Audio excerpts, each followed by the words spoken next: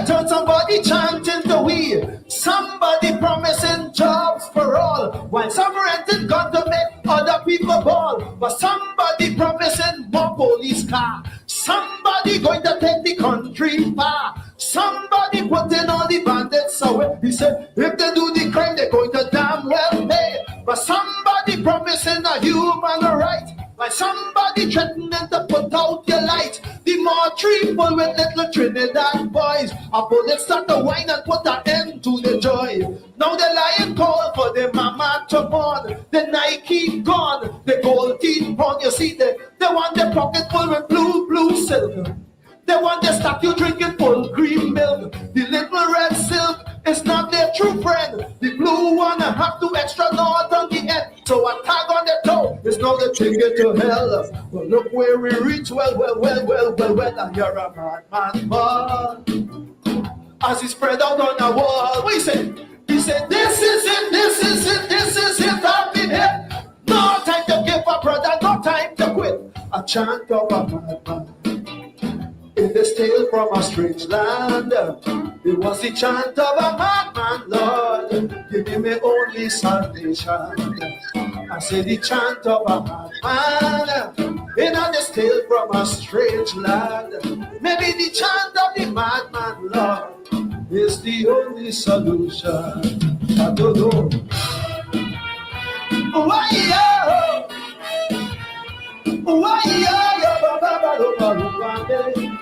oh, mama, oh, baby,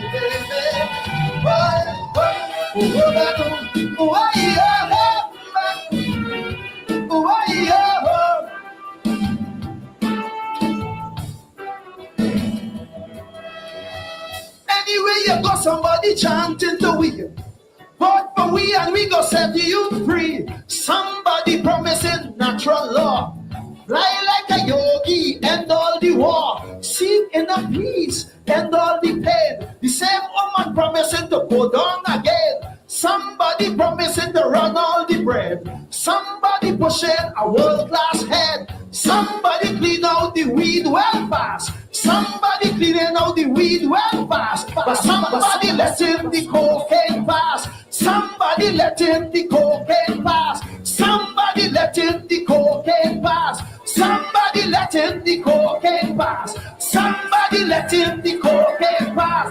Somebody letting the cocaine pass. Somebody promised to abolish the tax. Somebody promising to kiwi the facts. Somebody promising to clean up this land. But in this clean land, rat killing man, we bright little youths going to waste. Somebody binge the smile on their face. Somebody take one love off the shelf. Then the one boys start to sell out themselves. Somebody going to end all this talk about race, but they can't tell me that with a straight face. Big people dying, the crime can't solve. A madman rant is my only resolve. I hear the madman ball as he lie here on the we say, this is it. No time to give up, brother, no time to quit.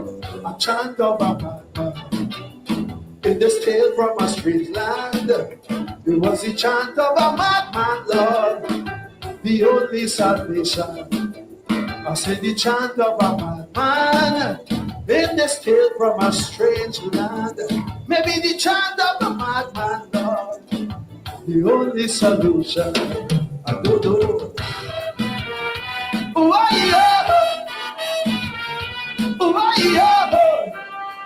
mama.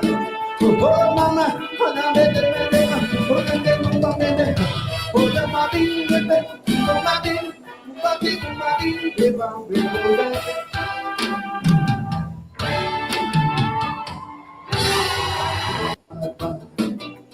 In this tale from a strange land, it was the chant of a madman, Lord, give me my only salvation. I say the chant of a madman. In this tale from a strange land, maybe the chant of the madman, Lord, is the only solution. I don't know. Why, oh,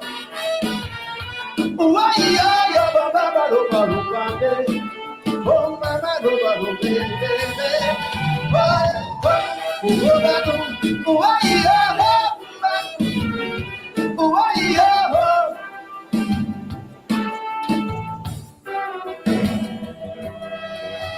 Anyway, you got somebody chanting to we. But for we and we go set you free. Somebody promising natural law.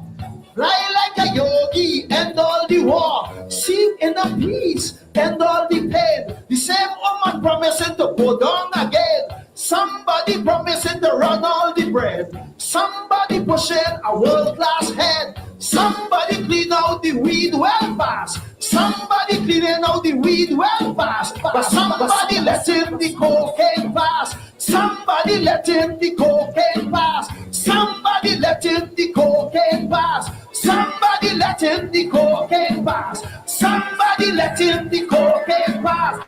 Somebody letting the cocaine pass. Somebody promised to abolish the tax. Somebody promising to give we the facts. Somebody promising to clean up this land. But in this clean land, rat killing man, we bright little youths going to waste. Somebody binge the smile on their face. Somebody take one love off the shelf. Then the one boys start to sell out themselves. Somebody going to end all this talk about race. But they can't tell me that with a straight face. Big people dying, the crime can't solve. A madman rant is my only resolve. I hear the madman ball as he lie here on the we say, this is it, this is it, this is it. No time to give a brother, no time to quit. A chant of a madman in this tale from a strange land. It was the chant of a madman, Lord, the only salvation. I said the chant of a madman in this tale from a strange land. Maybe the chant of a madman, Lord, the only solution. I don't know. Oh, yeah. Oh, yeah.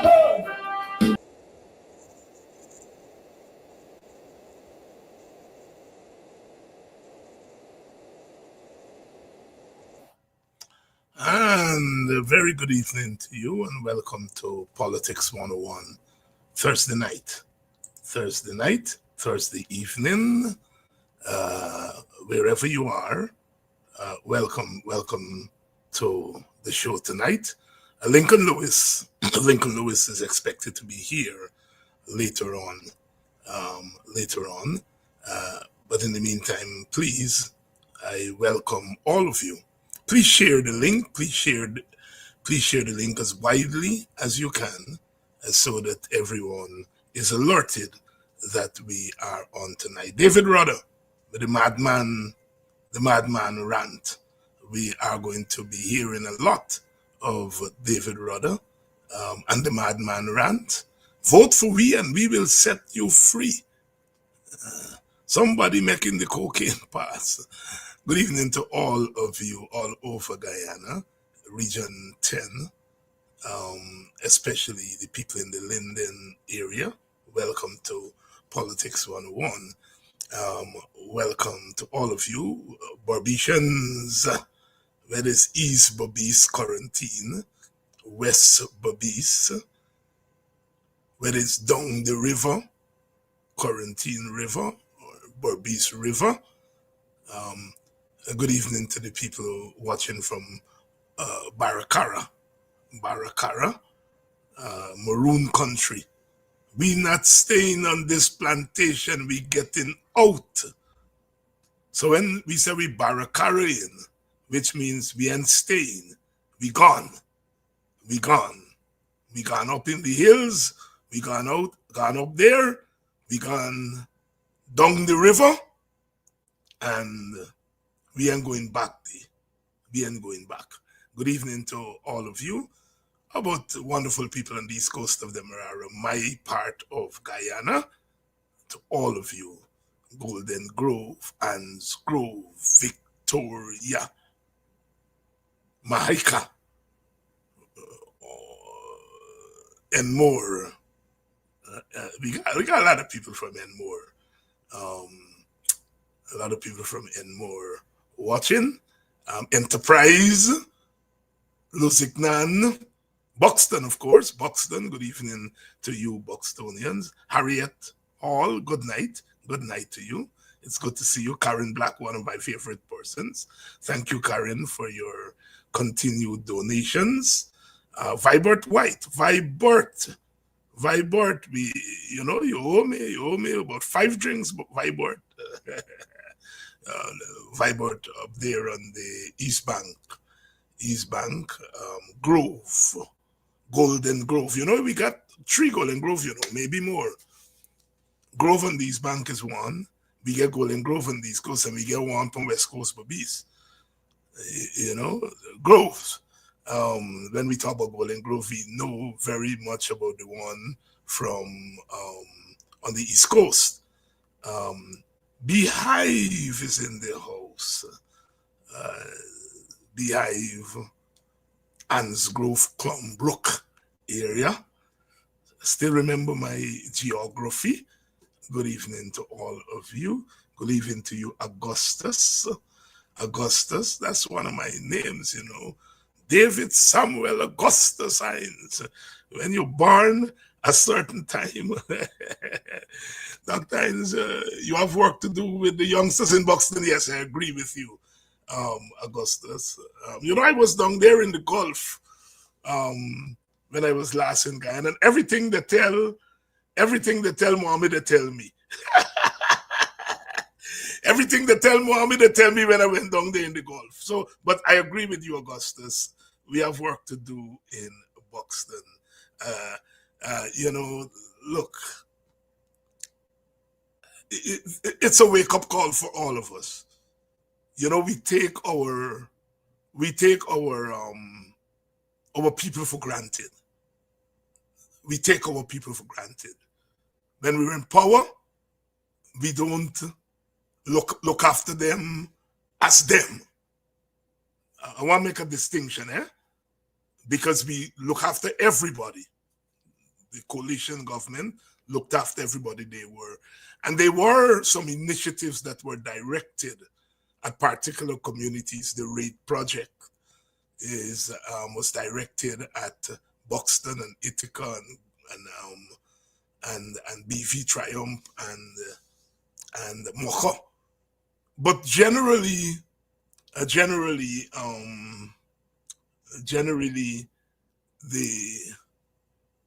we don't do direct, like the PPP, with all its talk about inclusivity, the PPP direct things to their communities.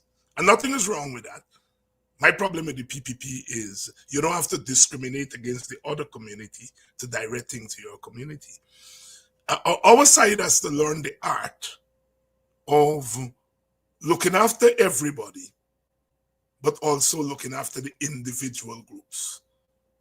There are policies that work for everybody, whether you're Amerindian, Chinese, Portuguese, African, East Indian, they're general policies. But there are also policies that have to be directed at individual communities. And that's an art that we have to learn. And so we didn't do that well.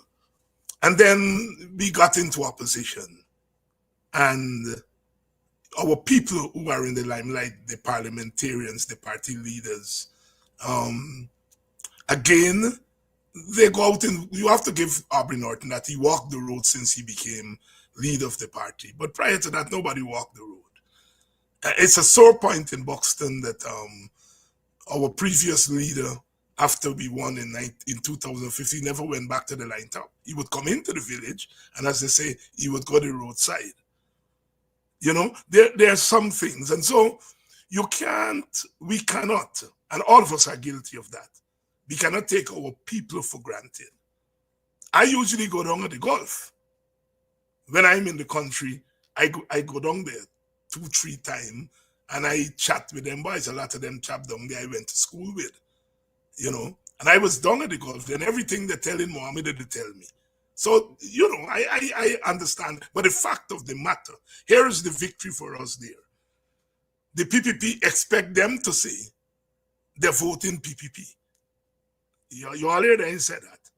And the fact that they are entertaining Mohammed, is partly a victory because, as I said, they were expected, according to the PPP, to go straight over to them and so on. So we've got work to do. You're right, Augustus, and that's the kind of work that I am always ready for.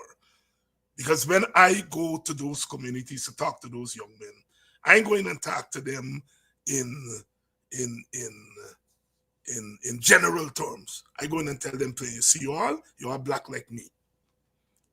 And the condition you all are in is because you are black like me. Heart to heart talk. All right? Which I have to admit we don't do.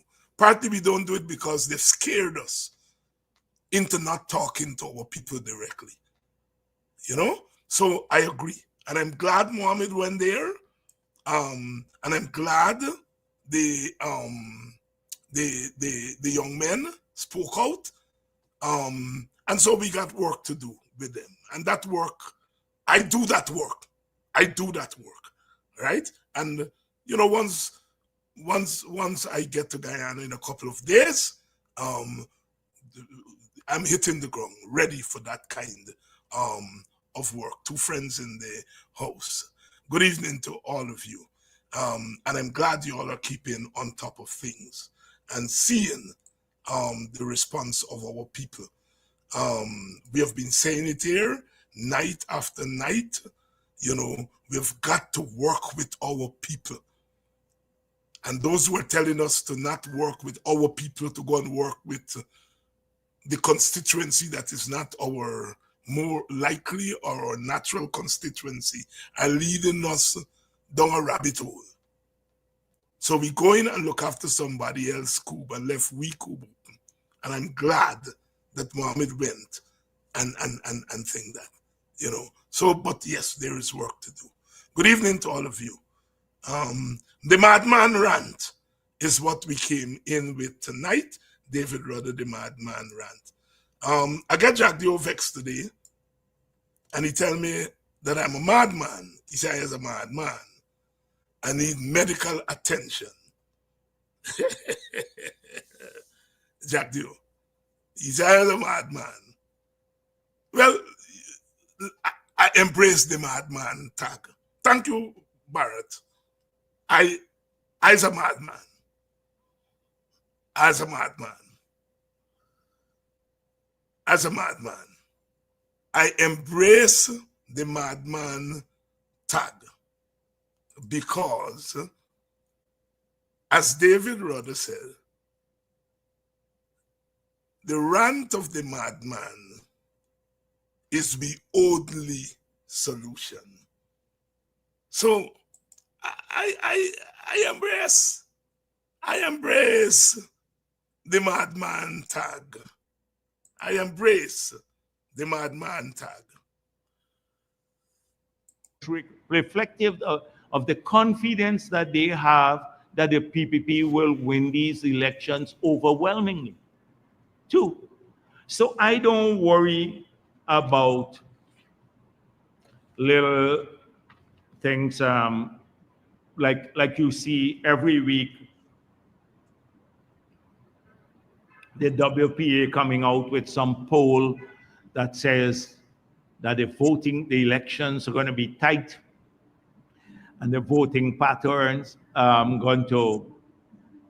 would reflect the same racism of the past. The people like WPA and their 4 members don't matter. So again, similar to the Malcolm Harry Powell, a PNC member endorsing Norton, so too the WPA, which was part of APNU, has now become APNU plus WPA. They were part of APNU. So to show growth, you know, and their coalition now, they've switched from being APNU, a member of APNU, to APNU plus WPA. It's APNU plus 0 or plus 4. Now, 4 members, I mean. That is what it's done. It's like all so infantile, childish, stupid, and they think they can really dupe us, pull wool over our eyes as a population. You will think David Hines needs he needs help, medical help, with all the thing calling people lick bottom and everything else. He's mad, really crazy. I don't know if you could sue a man for calling you mad, but I take my chance with David Hines. But yeah, really, who pays attention? He and a couple of people there. So this is who is going to. They're not going to win the elections. Good, good, good. Barrett, I won't sue you. You don't get frightened. I won't sue you. you call me a madman. I won't sue you. And tonight I won't abuse you. I won't abuse you tonight. Either. I won't sue you, and I won't abuse you. What I will do tonight, Barrett, is vote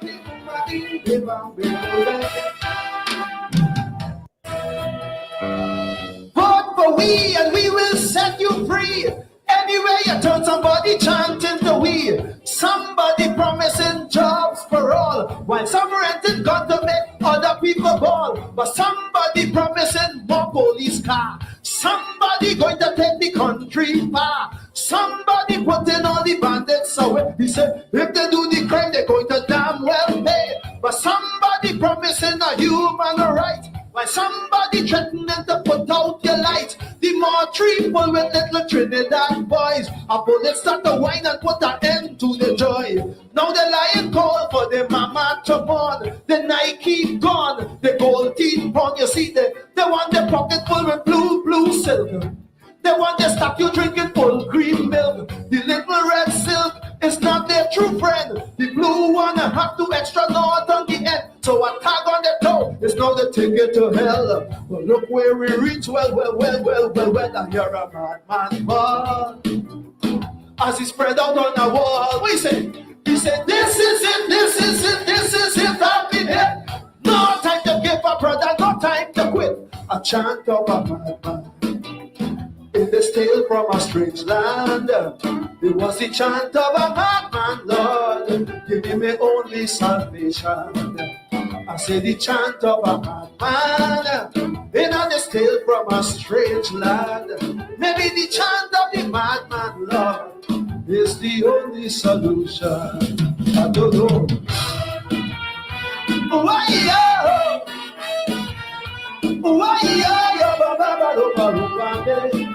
oh, mama, go, baby.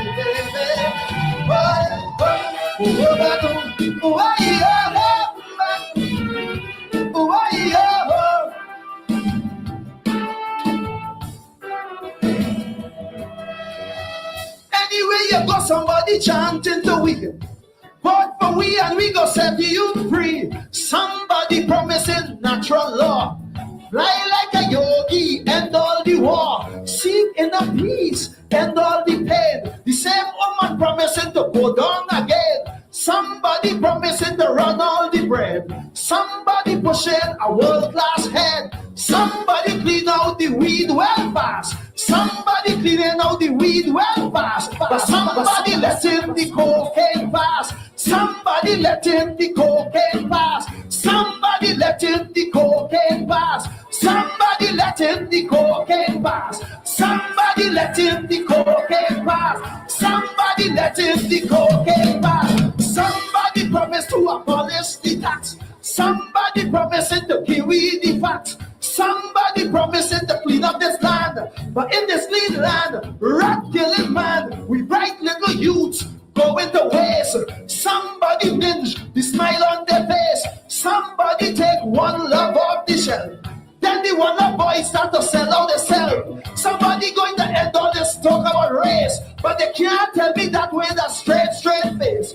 Big people dying, the crime can't solve. A madman rant is my only resolve. I hear the madman ball as he lie here on the way. What you say?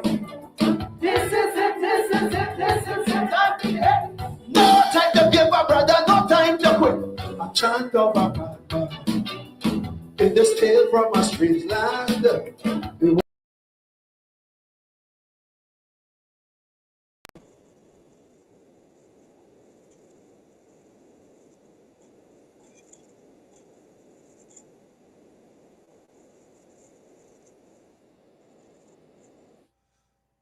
Somebody making the Lamborghini pass.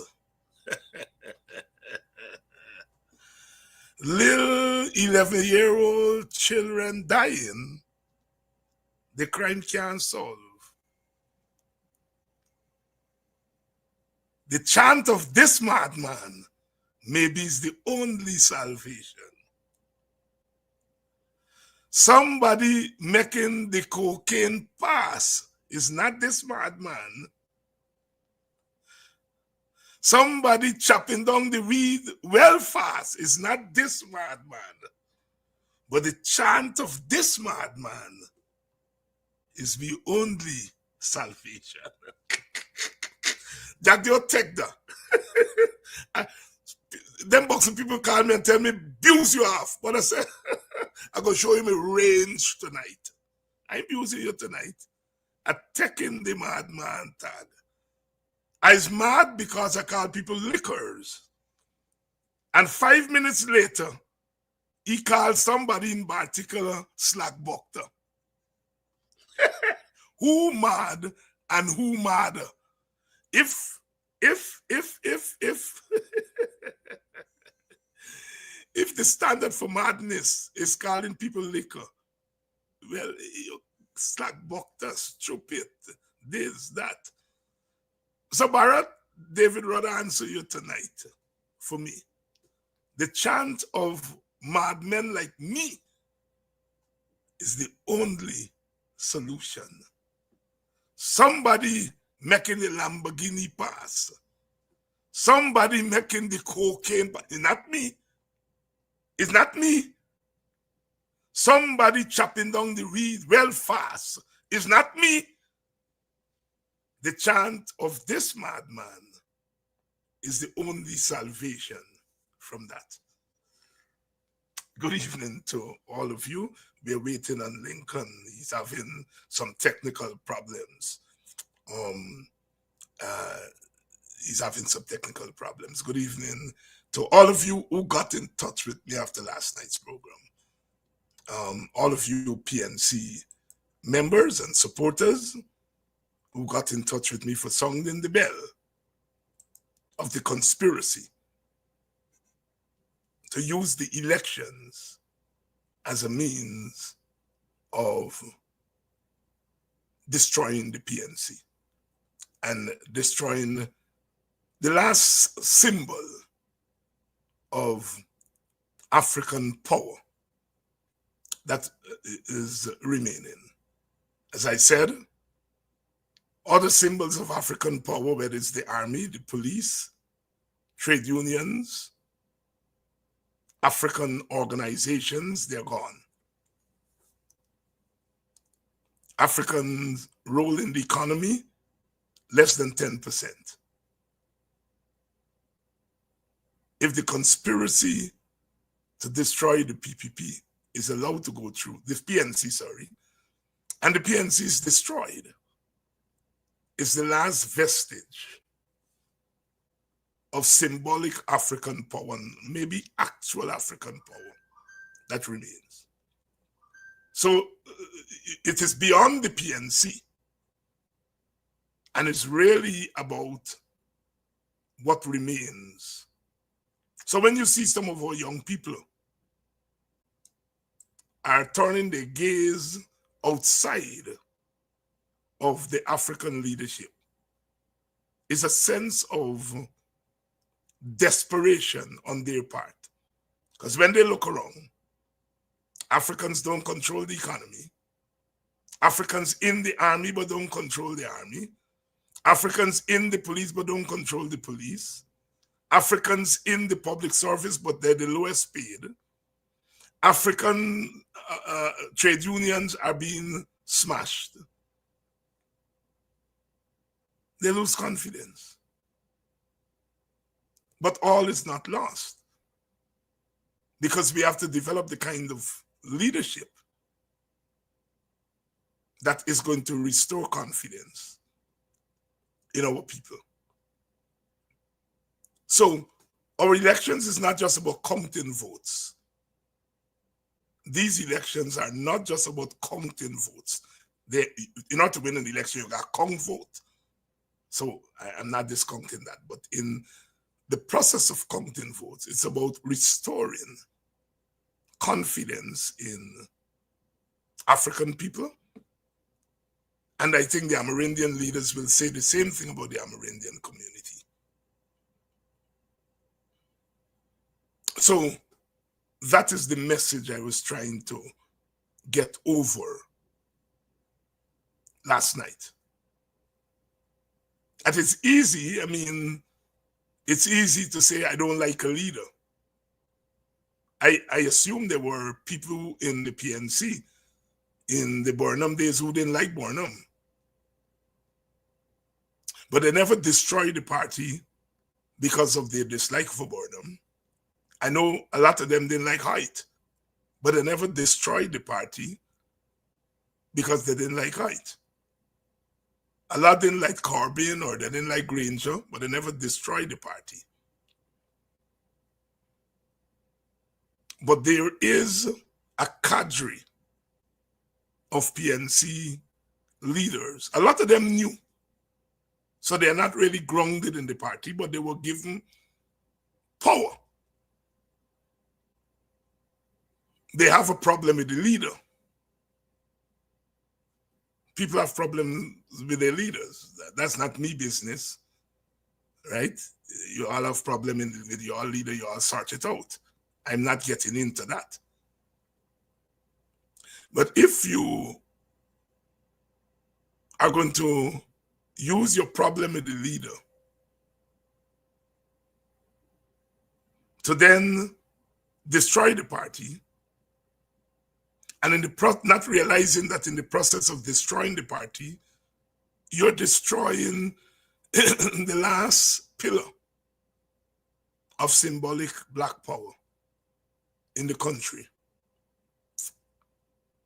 then we have a serious problem. And that is the message I was trying to get over. Some Amanza supporters call me, and I think I may have mentioned the man's name. I was making the point that part of the dilemma that we are facing is that PNC leaders, whether it's Aubrey, Amanza, Ford, all of them, because of the nature of our politics, they can't say what I'm saying. Because to say what I'm saying, if you see the comments on Facebook today, the Africans are saying Dr. Hines is right. Somebody had to say it. And the Indians are saying Dr. Hines is a racist. That's the nature of our country. If you're Aubrey Norton or you're Amanza Walton, you don't want to be called racist. And I understand that, but therein lies the problem. Our leaders are imprisoned by the nature of our politics. And so they're not able to talk directly to their people. Which means that there is a disconnect between leadership and followership. Because we are talking through and past the followership. The Christian said, call me by my name. And we are not able to call our followers by their name. And that's where the problem is. And so, to the Amanza followers who thought that I was singling out Amanza, I wasn't singling out Amanza. I used her and Aubrey to say I sympathize with them. Because their party is being destroyed. There's a conspiracy to destroy it. And they're not able to say it in the way that it should be said.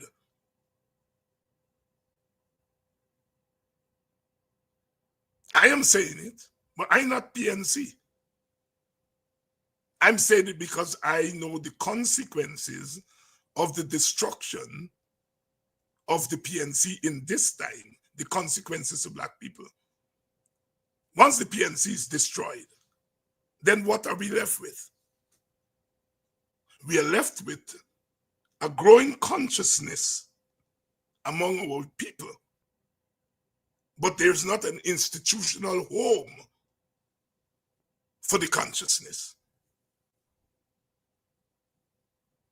Some people may suggest, well, Dr. Hines, if the PNC is destroyed, it's a chance for your party to rise. I don't think in that way. I don't think in that way. I think we all can coexist. PNC, WPA, AFC, the parties that tend to draw the support from the African community, I think we have to coexist. We don't have to destroy one another for want. We can coexist. Maybe there was a time, people have pointed out to me, yes, Dr. Hines, there was a time when the WPA wanted to get rid of the PNC. That is true. That was 50 years ago.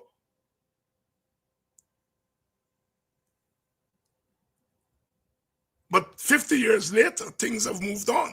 Things have changed. There is need for coexistence, not only among Africans, but coexistence among all of our ethnic groups. The pioneer of shared governance and shared existence is one of the co-founders of the WPA, Brother U.C. Kwayan, in 1961, on behalf of the African Society for Racial Equality, an African organization. Brother U.C. came out with joint premiership, sharing of the office of premiership between the two major ethnic leaders. I still hold to that philosophy. We have to coexist as parties. We have to coexist as races, ethnic groups. If we are going to develop our country and live in harmony, at some point, Slack Bucked Jack Dio and Madman David Hines and wherever else you just call Nigel Hughes and Aubrey Norton, all of us got to sit down on the table. That time is fast coming. The very force of our people are driving us there. Jacques Dio and them are trying to resist it by trying to co-opt our people. And by co-opting some faces, then they're saying there's no need to bring our people together. So all you have to do is to get a few Black faces from the PNC, a few Indian faces from the PNC, and that is shared governance. And we are arguing, no, that's not shared governance. Shared governance are when the people for whom the masses vote for, they are the ones who have to come together around the table. Nobody voted for Daniel Searam. Daniel Searam benefited from African votes. They voted for the coalition, AFC, PNC, WPA, and the other minor parties. They didn't vote for Searam. Searam is a beneficiary. So when you co-opt Searam, you're not co-opting the leadership of the opposition. You are co-opting a beneficiary. And as I said, Brother Searam, Sister Gita, and others didn't have to work for the positions they held. The nature of our politics, if you're an African party, you have to have Indian faces. If you're an Indian party, you have to have African faces. That's called window dressing. Whether those faces represent something genuine in the party is another story.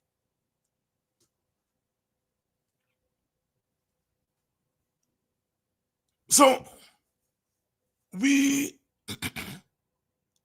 are at this critical stage. CRAM doesn't represent the vast majority of our voters. Sister Gita doesn't, and they know that. They know that. Brother Sandy doesn't represent the vast majority of our voters, and it is their right as individuals to choose their party. I have absolutely no problem with that. It is their right to choose which party they will associate with. But in the case of Sister Gita or Brother, Siram, you stand up still representing the mostly African voters, and you stand up in their name and say that you are going over to the people who they think are their torturers. That is the issue. It's not they're going over. And it is not whether the PPP is trying to win over a few leaders. They told us they were going to win over the masses of black people. Well, we know that is why he said there WPA is coming out with polls and saying that the elections are going to be close and the voting patterns are the same. They don't want to say that. They don't want us to say that, but that is true. The elections are going to be close. All elections have been close. All the elections from 1957 come right through have been close.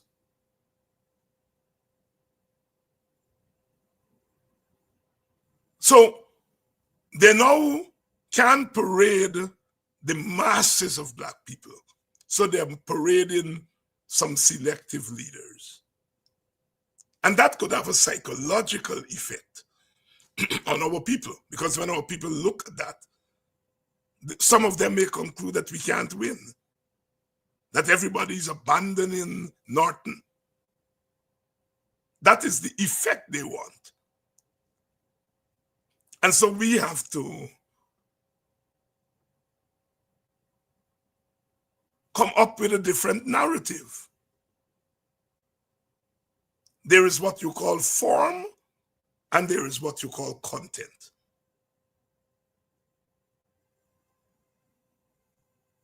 There's what you call form, and there's what you call content. It is not the content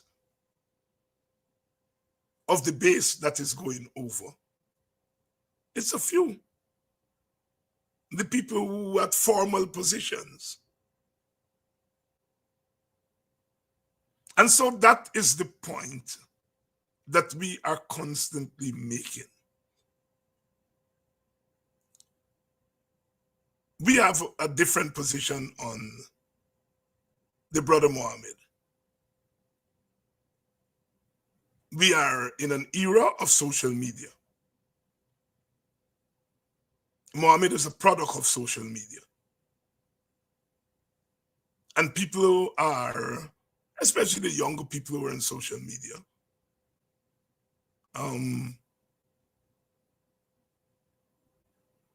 people are fascinated with these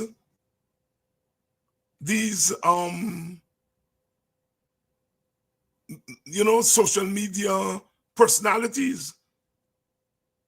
Some of my younger friends,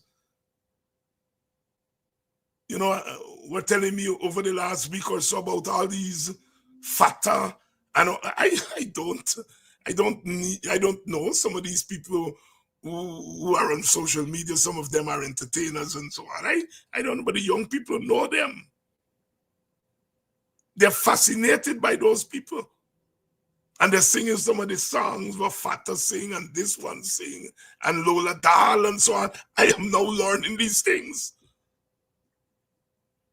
And so Muhammad falls into that category of social media personalities.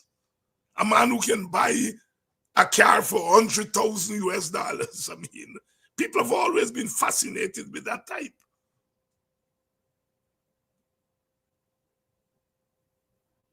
And then the feeling that he's being persecuted by the government. Our people, especially African people, they tend to be revolted by people who are taken advantage of, because they know what it is to be taken advantage of. And so people are translating that to say Muhammad has all this support and so on. It happens when the WPA came out in the 1970s. I mean, there was a great fascination with Walter Rodney. Brilliant young African, brilliant young Guyanese, brilliant young West Indian. The government didn't give him a job, and the masses responded in a way. And he built a movement. He was killed. He was assassinated. We never got a chance to see whether those who embraced him, the multiracial masses, whether they would have voted for him had he lived. We will never know that. What we do know is that when his party contested the first free and fair elections, we ended up with 1 seat.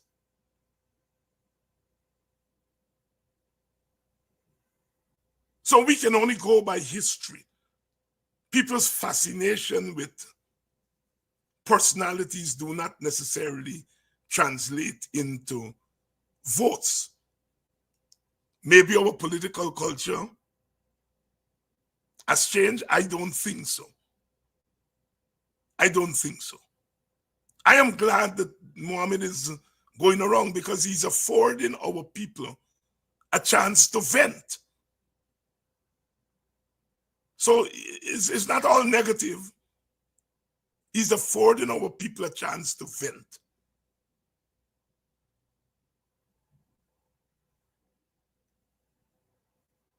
And we, the leaders on our side, have to learn. When last our leaders make impromptu stops in the ghettos? We have to admit when we have faltered. And I am sure if Aubrey Norton go down in the Gulf in Buxton tomorrow at an impromptu, everything they tell Muhammad, they're going to tell you.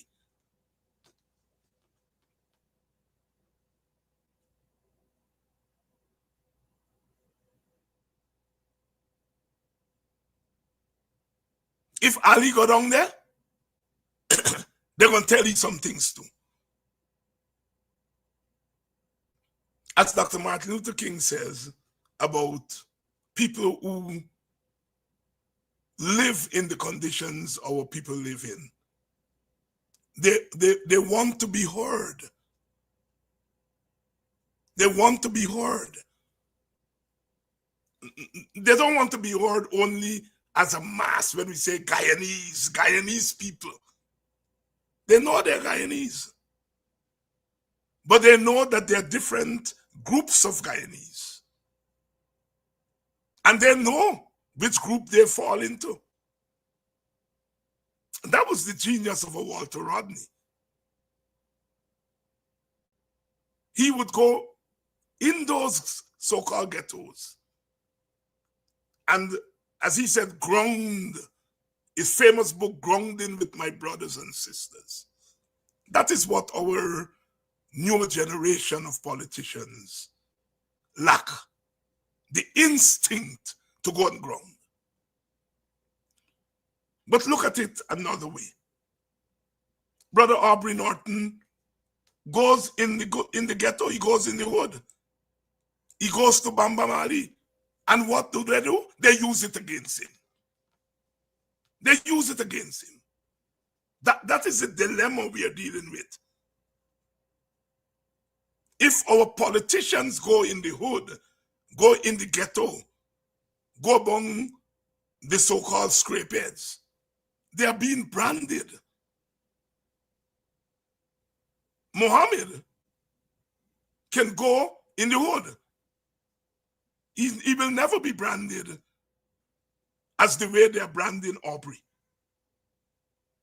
The African cannot do some things in these post-plantation societies that other ethnic groups can do or other people of a class can do.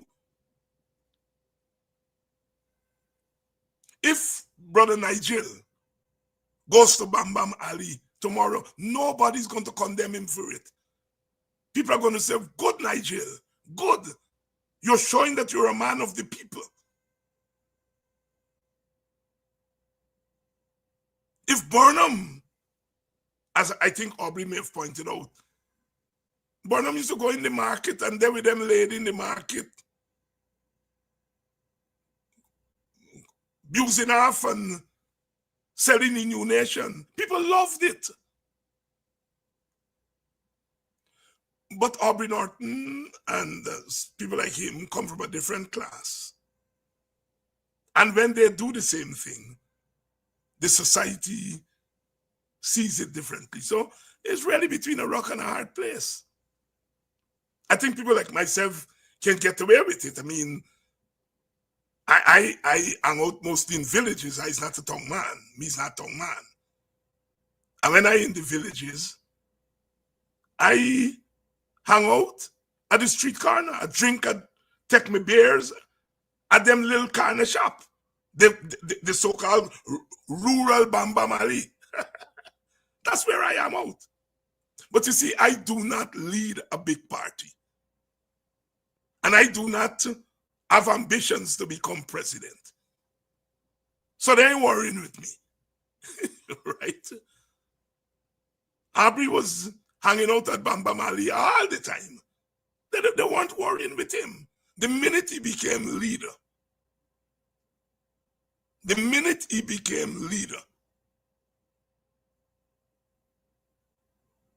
Bam Bam Ali, he should cut that out. I remember a middle class man called Brother Yussi in the 1950s a country boor.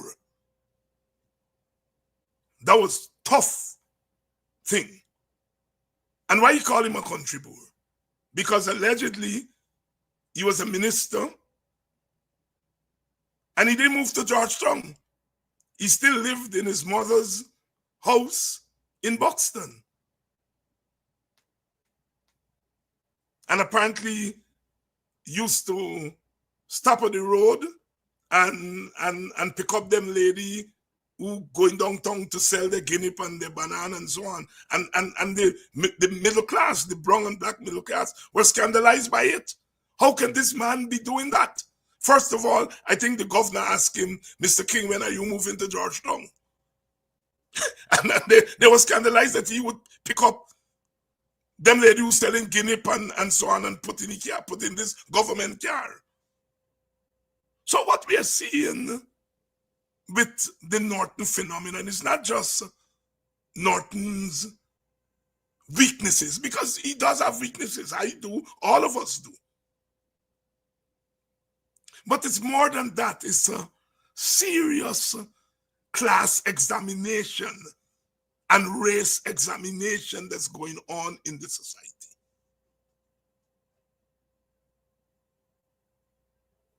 The difference between Brother Nigel and Aubrey, or Brother Nigel and me, is that Brother Nigel's father came out of the ghetto earlier.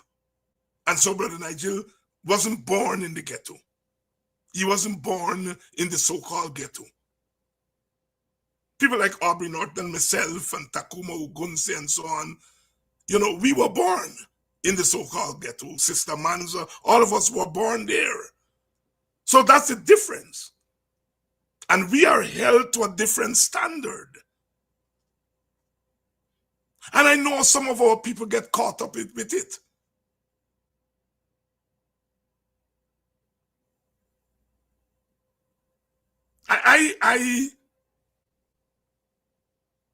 I'm trying to think whether I ever wear a suit and tie. I don't think I ever. Maybe as a small boy. Maybe. I think as a little boy I may have worn a tie. I don't think it was a suit, it was shirt and tie. But can you imagine me with a suit and tie? I mean, I put on a blazer every now and again to feel a little cool and a little hip, you know. But that's as far as I can go. Suit and tie would look stupid on me. Even if I don't look stupid in it, it will look stupid on me. But I am sure that if I were to aspire to be president, they will put pressure on me to put on suit and tie.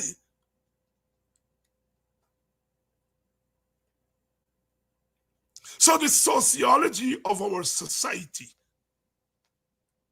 is something that is real. And I'm not saying this for us to dislike anybody. I'm just being real as to what we face. I often, and I may have told this here, years ago, I was part of a panel. I think Vincent Alexander was on the panel. This must have been the early 2000s. So it's more than 2 decades ago. There was a forum at the National Library. I think it was on power sharing, because power sharing was hot at that time. And I know Vincent was on the panel. I can't remember whoever else was on there. And my partner at the time, she was in the audience. And she was sitting behind one of the Ramsahoys. And another Indian activist, I won't call her name, but she was sitting behind them. And as I began to speak, apparently the Ramsahoy gentleman said, "My God, he speaks well." And later on in my presentation, the Indian lady said, "He's bright. He's bright." So when we were going home, my partner feel nice. She said, "I was sitting behind these people, and so-and-so said, you speak well." and the other one said, "You're bright." And so she feel nice. I said, "I hate to disappoint you." I said, the one who said that I speak well was really making the point that people like me were not expected to speak well. So we have to demonstrate to them that we could speak well. And the Indian woman who said that I'm bright didn't expect people like me, my color, the way I look, I've come from the country, expect me to be bright. And she was stunned. Later on, she recognized the dynamics of what I was explaining. And so there are the class and race dynamics in our country that determine people's behavior. And sometimes our people go along with it, Our people go along with it. There are people in the PPP who have, these are Africans in the PPP. They would tell me, "David, why are you so stupid? You want a car? Why you driving around with a little Ram or wherever I was driving at the time? You want a car? You get a car. And when I say no, I don't want a car, by the way, you're so stupid. You're going to end up just like your leader, referring to Kwayana. You're going to end up without anything. You see how Kwayana, he ain't get no riches. You're going to end up just so stupid. These are black people. In the PNC were telling me that. Because I said, I don't want a car. I am quite happy driving a little Ram. Because I have gone past that I am not defined by material things. Of course, why not have material things? We all want material things, but I don't want to be defined by it. And they cuss me and say, stupid like Kwayana. So whereas the vast majority of people saw Kwayana's austerity as a virtue, there are some people in the community who saw it as a curse and would tell the younger generation of Kwayanites, you're stupid. So we have to understand these dynamics in our society when we are making some political choices, and to understand the background to a lot of what is going on. Some of us, understandably, we are innocent in some of the comments we make. And they don't really mean it. We are just being practical. Norton is not the man to lead. And a lot of people mean that in the sense that he doesn't strike them as leadership material. And I know the vast majority of people who are of that persuasion, they're just being genuine. People have told me that. I put up a post there, I think it was yesterday or the day before yesterday, where somebody here in the audience say, Takumo Gunse is the quintessential revolutionary. Dr. Hines doesn't have that method, Dr. Hines will stop dance. And I put it up because I wasn't offended. I wasn't offended. People make these determinations. A lot of people think that I am a revolutionary. So if one or two or a small group say, well, I ain't the real revolutionary, I'm not offended. Because I think some of these things, people express based on what they see and where they are. But some people, when they say those things, they mean more than just the words. They mean that you are not deserving.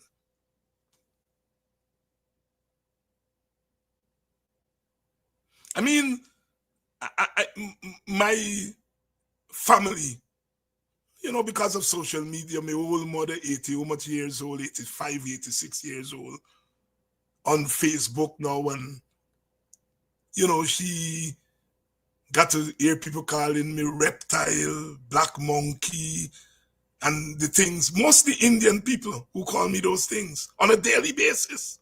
And she, my mother, sometimes I think she cries. My little American nieces and nephews don't understand the viciousness. I take it in stride because I understand the origins of it, which is one of my disappointments about the politics of today. I always grew up knowing that Africans were called dogs. You couldn't miss it. Maybe if you're in town, you may miss it. But if you're in the country, you know that Africans were always called dogs. I heard the big Mohammed with it. It instinctively comes out of their mouth. The big Mohammed, we call critic a dog. Ungrateful dog. Right? I understand. What is different now is that it's now not whispered. It's routinely used. Hungry belly dog, this dog. And I use Mr. Mohammed because I don't think Mr. Mohammed decide that I want to be racist. But dog comes out of our Indian Guyanese comrades' mouth like what? Like lard or butter from our hot frying pan. Similarly, you would hear Africans say, the only trustworthy Indian is a dead Indian. I grew up hearing those stereotypes on both sides. On both sides. So I'm not saying it's only Indians. On both sides. But the way in which the Indian description of Africans, the stereotype, is allowed to slide by the PPP leadership and the Indian leadership. And then they use the law when African leadership says anything out of line about Indians. They use the law to prosecute them. Look at Baby Skello. They say, I support Baby Skello. I support Baby Skello. I don't listen to Baby Skello lyrics. That's not my thing. But Baby Skello is the state lock Baby Skello up, arrest Baby Skello for stereotypical language against Indians, but leave stereotypical Indian language against Africans alone. And don't even talk about Amerindians. In the parliament,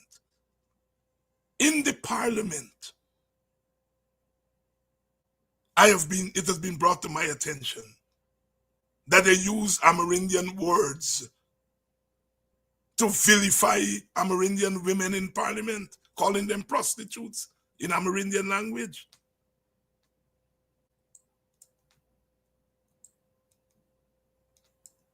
I grew up hearing about Bokam people. These are African description of Amerindians. Mixed people who are mixed between Amerindians and black. What they used to call Bofianda, Bovianda, I understand is the real term, and they say Bofianda, but there is also the derogatory term, Bokam people. Bok meaning stupid, and the African side of use people. So I'm saying all the ethnic groups, they use stereotypes against each other. But the way in which the stereotypes against Africans by our Indian comrades is being allowed to become normative is frightening. Because when those things take root, it's difficult to uproot them. And so I started off by saying, my family, my children, my mother, my nephews and nieces, they go online and they see these descriptions of their uncle or their father. And they say, what? And that is what drew my attention to it. And you go under those posts on Facebook, it's frightening. Wherever, if Africans come on this program and describe Indians in that way and I see it, I will tell them not here, not here. But the Indian leaders don't tell Indian people stop it. ERC don't tell Indian people stop it.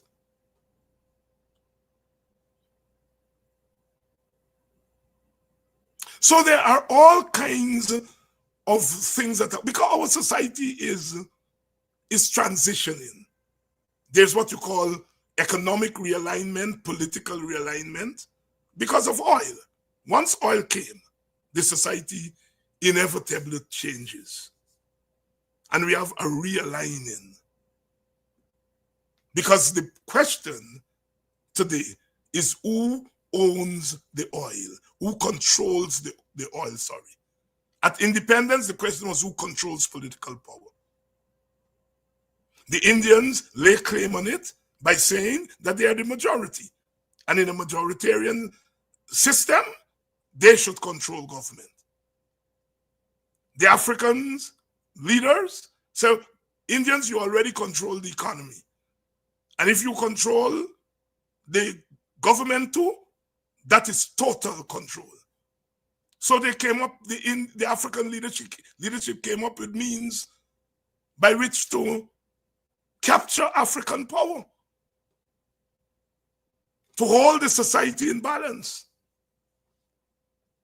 Some of us Africans fought against it because we didn't feel that rigged elections in any circumstances was right. And in that sense, we were standing with Indians against Africans. Because the Africans in the PNC, they were making the point that Indians already control the economy. And if they get control of the politics, black people dead. And we have seen that come to pass now. Indians control the political government. They control the economy. And that gives them overall control of the country. And then, as the Transparency International say, the PPP has become captive of the economic elite and the political elite. And what they mean is the Indian economic elite and the Indian political elite, which leave Africans, the African elite has no control of the economy, no control of politics. And in the kind of society that we have, that's a recipe for trouble. That is what Guyana saw in 1961. And that is what he was trying to prevent.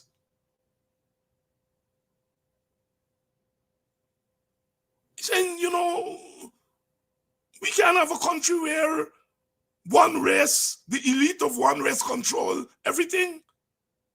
And he was right. Both the African elite and the Indian elite rejected joint premiership. And what happened? 61, 62, 63, 64, we slaughter each other. And the PPP has learned nothing from that. They are still today pursuing that total domination of the economy, total domination of the politics, and worse than that, they are beating Amerindians and Africans into joining them. That is the danger of our country. And I can tell you, my study of ethnic societies, and I have studied ethnic societies. I've taught ethnicity and politics for 20-odd years. It leads to ethnic conflict, inevitably.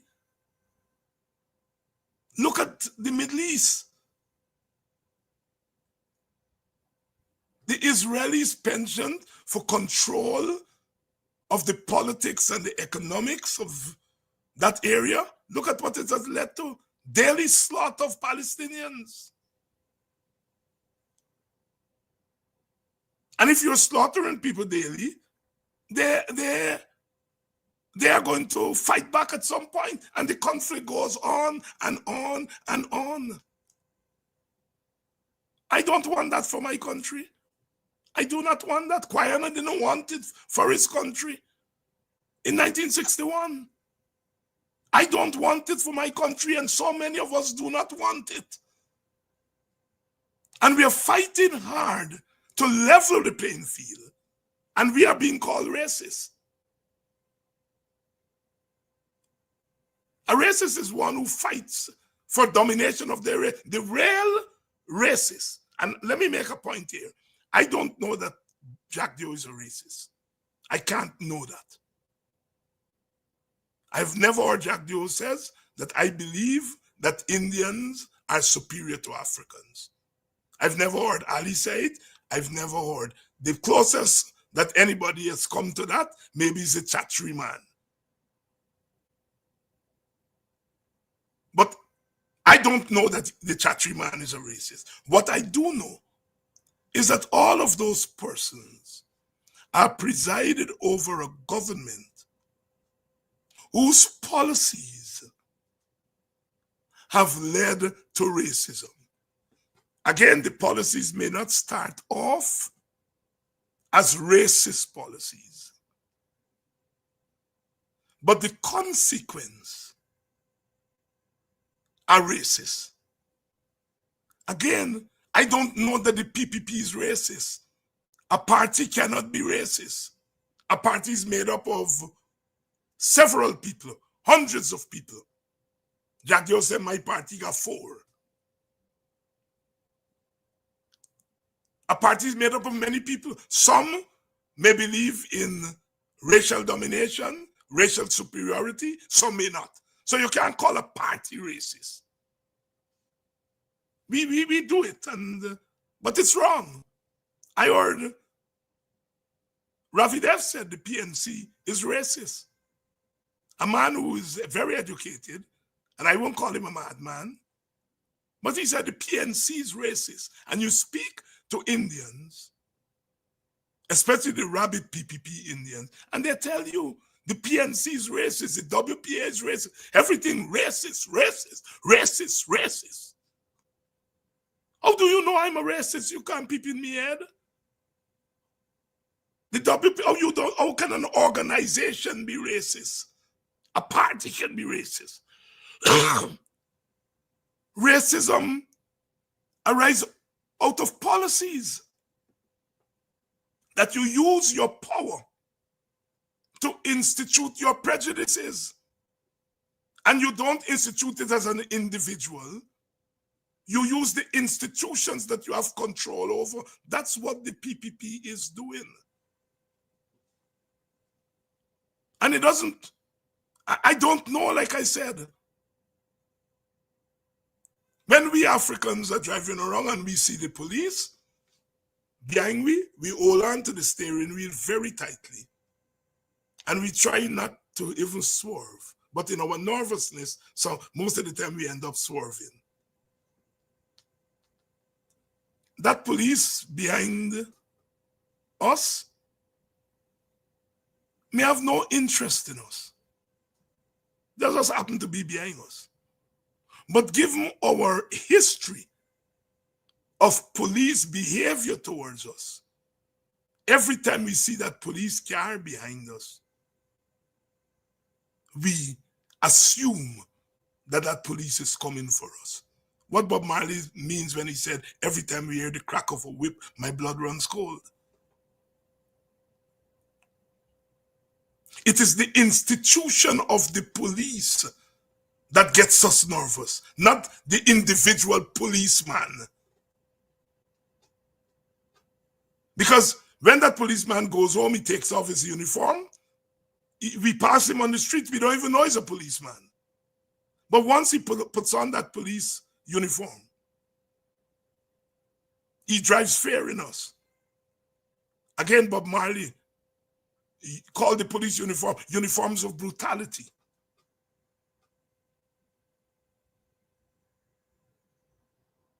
And so our country is at this crossroads. We are the crossroads. And we have to have this discussion. I am so glad that Augustus pointed out that we have work to do in Buxton. I am glad. And I'm glad for Mohammed to go in there and repeat it. Because I think it's demonstrating to our leaders how far removed we are from our own sons and daughters. People call me from all over. They said, Dr. Hines, we don't know that so many young people that's watch your program. There was a funeral there in Buxton a couple of weeks ago, and some of the young people, 21, 22-year-old boys were discussing some of the ideas, and people were shocked.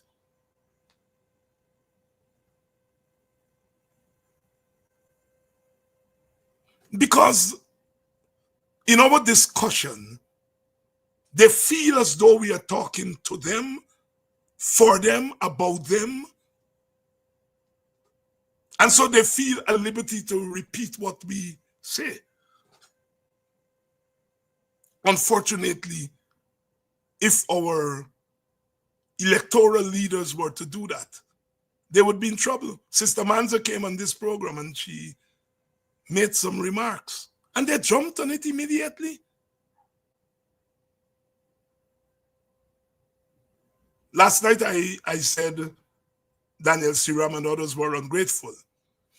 And a news outlet carried it today. The headline, Dr. Hines calls Daniel Siram an ingrate. Now, if you if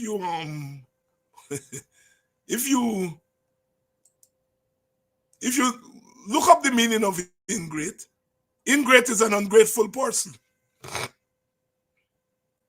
But you think about the average person who may not know that an ingrate is an ungrateful person. They may think that I am calling Daniel Siram names. And the person who did that headline did it deliberately to make me look bad. You know? They didn't say Dr. Hines said Siram was ungrateful. You have to go in. They quoted me correctly.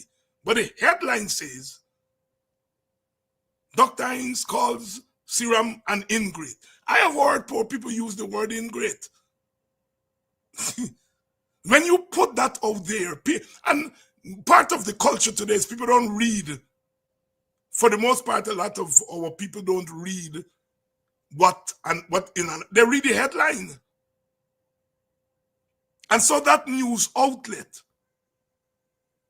which may be favorable to the PPP, I don't know, but that news outlet used that deliberately. People are reading that headline and may believe I'm calling this man a bad name.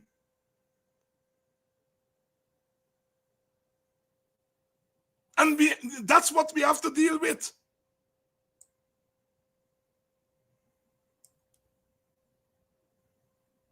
The president will say the same thing. Jack, as I said, Jack Joe, say I'm a madman today because I call people lick bottom. And 5 minutes later, talking about some slack bokta from Bartica. So Jack Dio can use colorful language, David Hines can't.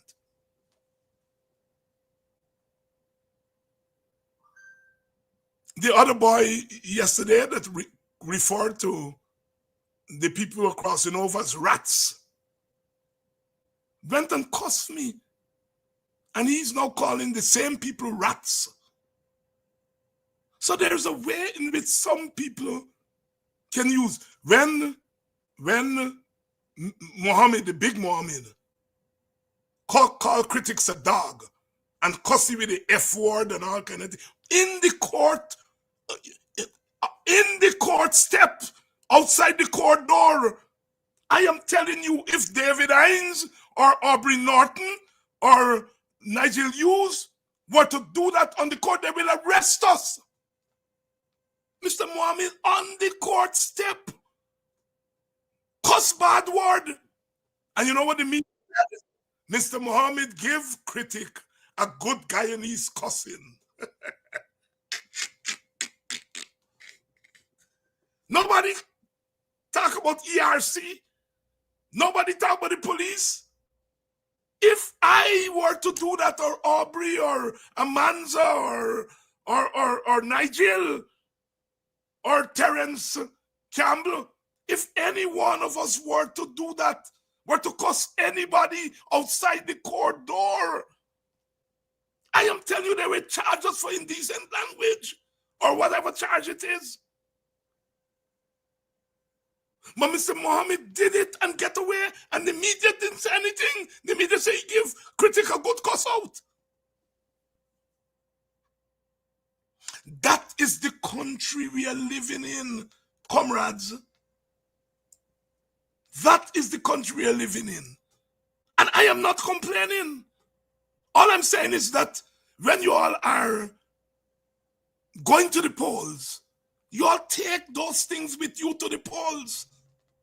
This thing about your vote, you're voting for the best man and all those kinds of things that I hear some people are into. Our elections are not about the vote for the best man. You are voting to stop that kind of discrimination. Think about it. All of you all see the cussing out. But just think, can you think I could go and cuss out like that?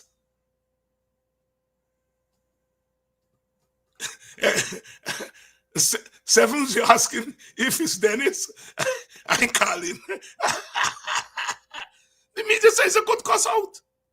I am telling you, if I were to do it, or Norton or Nigel, it would be front page headline. Aubrey Norton cusses out critic in front of the court. That's the discrimination that we face in Guyana, comrades. There are different standards of different people.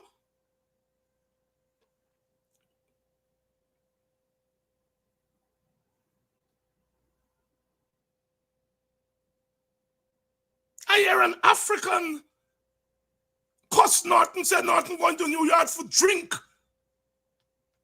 Do you know what you are doing? You are playing into the stereotype of the African, that all we do is drink rum and smoke weed every day. I have had students ask me, Dr. Hines, is it true that in the Caribbean you all just hang out on the beach and you all smoke good weed all the time? I've had students really seriously ask me that. The stereotype, and another black man run up in the face of Norton on the street and cuss it down stinking. And then another one said, Norton coming to New York to get drunk all the time. I don't know whether Norton drinks when he go to New York. That's not my business. That's Norton's personal business. But the fact that Africans in this age, when our people, all the stereotypes against our people, they are perpetuated in the name. And I think the brother, those who are cussing Norton, I think at a certain level I don't think they're being overly mischievous. I think they just don't like Norton politically and maybe personally. But when they express their dislike in that way, it has political and racial consequences. That's the point I am making. So Norton now can't drink. Norton can't drink. People tell me all the time that PPP leaders got sleeping and they drink and they cuss up. Somebody tell me one of them cuss up Jack Dio the other day. And everybody sees that. You know, you don't see any Indian putting that on Facebook and so on. And like I said, the Africans who are doing it, I don't think they're being malicious. I think they're genuinely concerned because they hold their leaders to a certain standard. I don't think they're being, I don't think the man who cuss out Aubrey said, look, I'm going to be malicious today and cuss Aubrey out. or the one who say, "Ah, we just come to New York and get drunk," I don't think he starts off by saying malicious. But the consequence of it is that you're playing into the stereotypes that are being used against Africans. And that is why I'm saying to African people, we got to catch ourselves. I'm not asking you all to condone badness. I'm not asking you all to condone badness. I remember, you growing up in Buxton, you get into Kwekwe, Nancy Story get bad word, you got cuss. Some of us are Kwayana buys, Kwayana don't cuss. You playing Kwekwe, and the Kwekwe say, teacher may say, clap your so and so on. And you're watching out of your eye because of Kwayana there. And you say, Lord, I wonder, brother, you see, can say to yourself. But the Kwekwe, you watch out if you can. Teacher may say, clap your so and so on. And Kwayana never one day rebuke us until we cuss up. Because he understood the context in which the expletive is being used.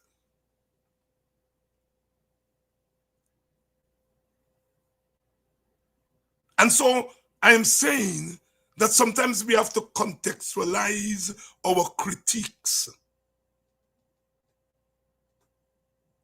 Why are we banning our leaders from drinking? And other people's leaders can be drinking. And we be muzzling our leaders, they can't drink. So you become a leader, you can't drink no more. Sisters and brothers, as I said, we are in serious times, and we have to re-examine what is happening around us. And I'm campaigning here. I'm not, you all know this is a campaign. I'm campaigning. I'm campaigning. Because we have to get it right. It is not just the ballots. It is not just a change of government that is on the line. It is also a change of the power structures in the society that are on the line.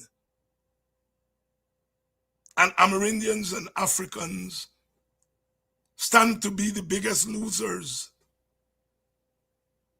if things go a certain way.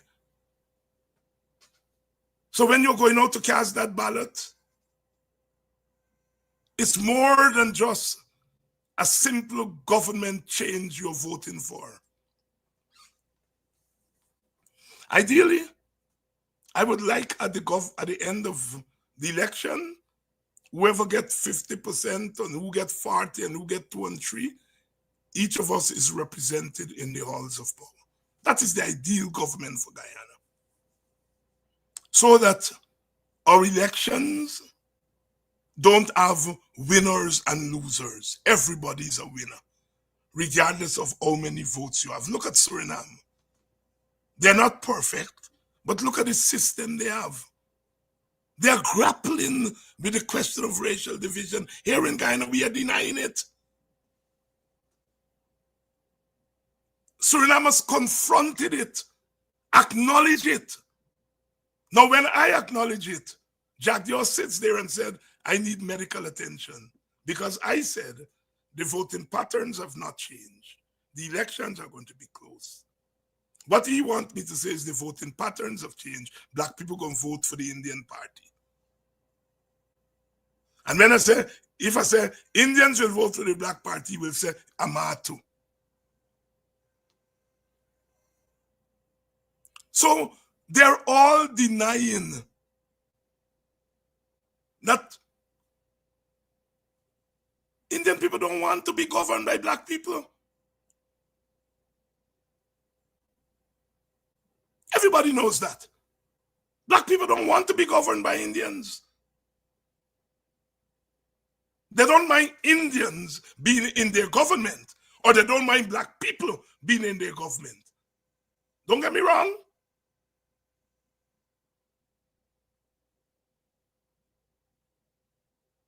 But they don't want to be governed by the Indian party if you're African, and Africans don't want to be governed by the Indian party.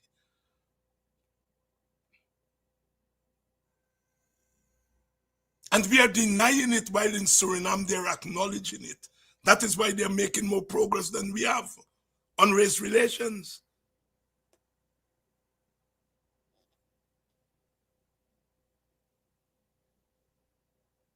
We are denying it. And the frightening thing is that the PPP feels that the way to solve the ethnic problems is to imprison Africans politically, economically, psychologically. That's how they decide to solve the problem, because they do not want to share power.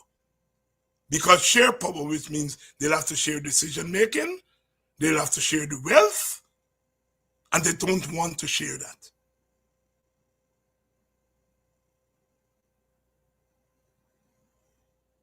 And so we have to get wise. We have to get wise and understand what is happening before our very eyes. You know, people say David is only concerned about Africans. What nonsense. How can I just be concerned about Africans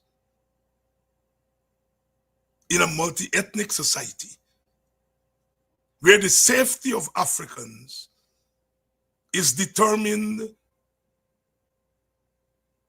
largely by how Indians see us, and the safety of Africans are determined largely by how we see Indians? We are wrapped up together.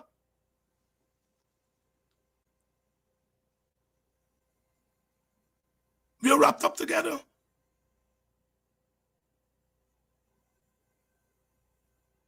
David Hines is concerned about what is being done to Africans in the name of democracy. And if I were an Amerindian, I would be concerned about I am concerned about Amerindians. But Amerindians, I can't say I am speaking on behalf of Amerindians. That would be malicious of me. I can say I'm speaking on behalf of Africans. Even if some Africans would say I don't speak for them, that's okay.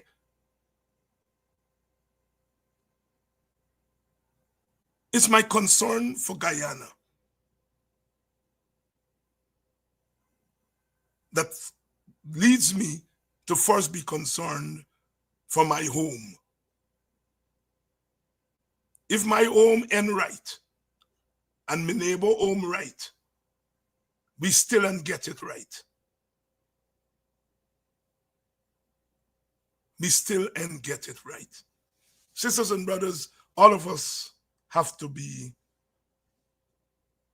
campaigners. All of us have to be fighters. All of us have to contribute in one way or the other. And I thank those of you who are using us as the vessel through which you are helping to fight this struggle.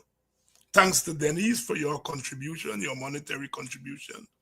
I am missing somebody else who sent in their monetary contribution. Thanks to Cheryl for reaching out to me last night. Thanks to Sister Natalie for reaching out to me, offering advice. And do not be afraid to reach out to him. I may not get to everything immediately. Thanks to all those who called me and prayed with me last night. The first person who catch me was Brother Quasi, who called me after last night's program and prayed with me. Sister Leela, who called me and prayed with me. Sister Jasmine from the Faithist Order, who called me and prayed with me. And these are people who said they recognize that the words that flowed from my mouth last night touch something spiritual, because they're arguing that our struggle is not just political and economic, it's also spiritual. And that as black people, black leaders, we don't talk about our spirituality. And that I speak about our spirituality. And those three and one brother. I call Brother Kwesi Ojinga's name because he's my friend, and I don't call the other sisters' name, the three sisters' name, because they didn't give me permission. But they called and prayed for me and prayed with me. And I say thanks. Because the spiritual is also important. And I'm glad, I am so glad that our people, so continue to reach out. As I said, you know, I may not always get back to people immediately. There's a brother from Suriname who sent me a song that I haven't had a chance yet to play. An artist, a Guyanese artist in Suriname. Brother, if you're listening, I will get to you. Brother Kwesi sent me some poems. He's writing 11 poems for Adriana. He has finished 8. He has sent them to me, and I intend to use them on the program. Sister Chevy, if you're on tonight, please send me stuff. And those of you who are artists and appreciate the fact that I weave in music and poetry and so on in my discourse, again, thanks. And please continue to pray for us, not just for me, but for the other leaders. Some of them are at the top of the ladder, the apex. And they may need more prayers than me. But all of us need your prayers. And I am not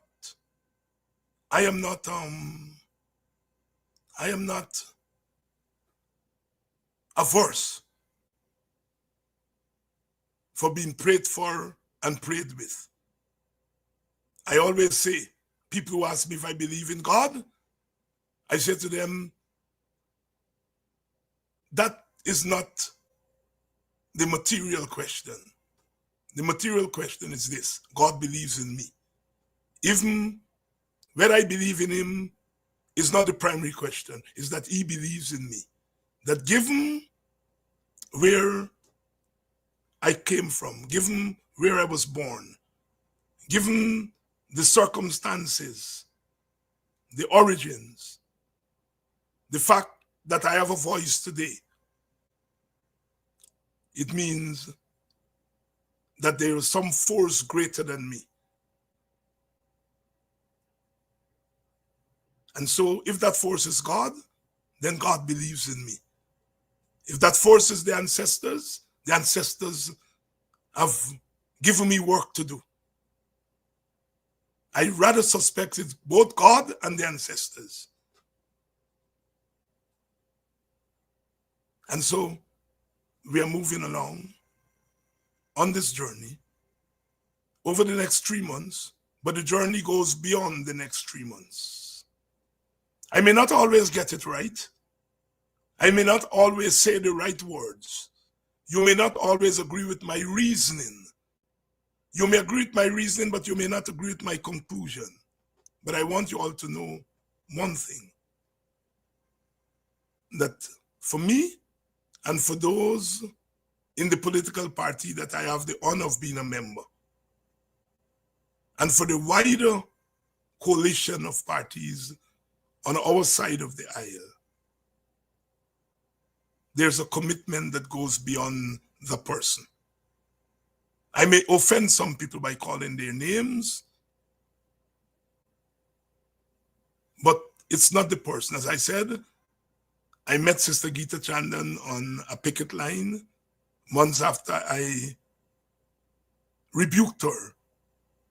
And I explained to her that my rebuke had nothing to do with her as a person. And I still don't rebuke her as a person, but as a political activist who has made some political choices and taking some political position. My objection is against the political positions that she has taken, not against her as a person. And that remain my politics. Brother Bob said, I not come to fight flesh and blood, but to fight wickedness in high and low places. I stand by that. Good night. Until tomorrow night. God bless. As they say, the Christians. May the ancestors continue to guide us as we move into the next phase. Query.